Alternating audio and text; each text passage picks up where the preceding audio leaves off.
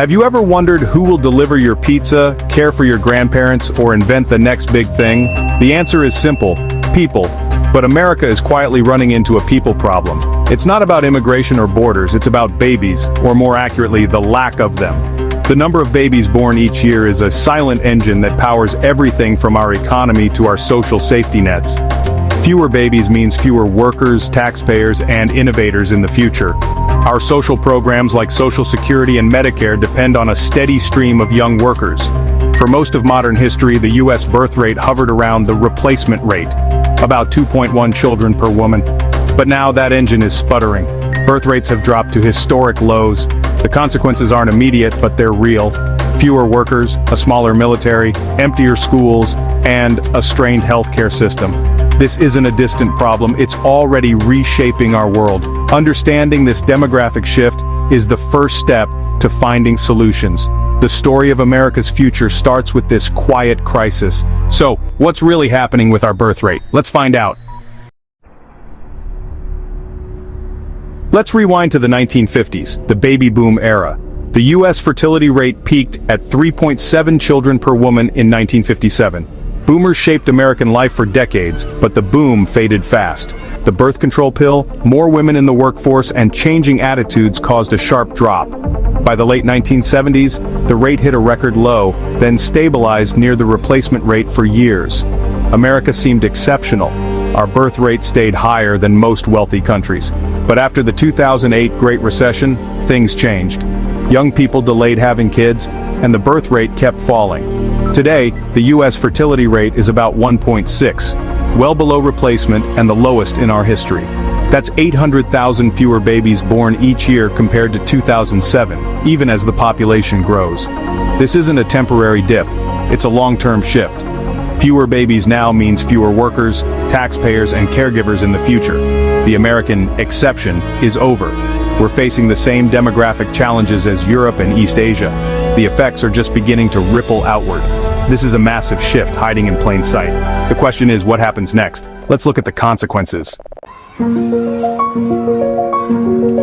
Imagine society as a pyramid. Lots of young people at the base, fewer older people at the top. With fewer babies, that pyramid flips. A small group of young workers must support a growing population of retirees. This strains the economy. Growth depends on more workers and more productivity.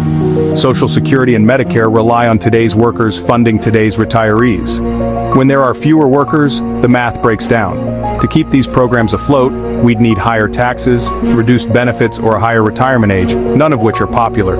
Fewer kids also mean emptier schools, leading to closures and hollowed-out communities. Meanwhile, demand for elder care and healthcare will surge, but a smaller workforce will struggle to meet it. Less tax revenue means less funding for everything from infrastructure to research. For workers, it means more stress and competition.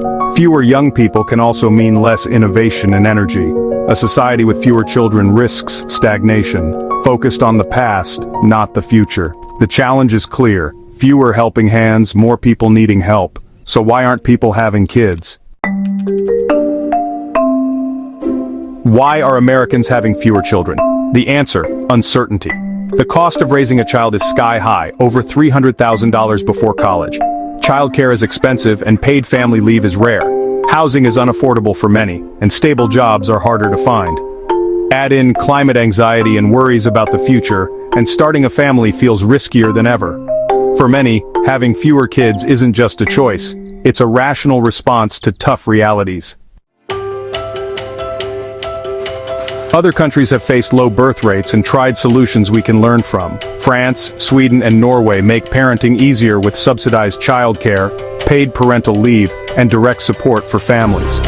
France's high-quality public daycare and generous leave policies help keep its birth rate among Europe's highest. Some countries, like Hungary and South Korea, offer cash incentives, but money alone isn't enough. The most effective strategies address the real barriers: high costs, lack of childcare, and work-life balance. In the U.S., we could expand the child tax credit, create national paid family leave, and invest in affordable childcare and housing. These aren't radical ideas, they're common in many prosperous nations. The challenge is political, but the demographic reality may force change. Supporting families is a shared responsibility, not just a private one. So, what kind of future do we want?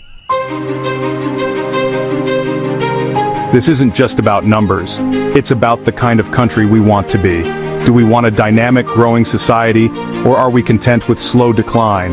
The falling birth rate is a warning. Our systems aren't working for young people who want families.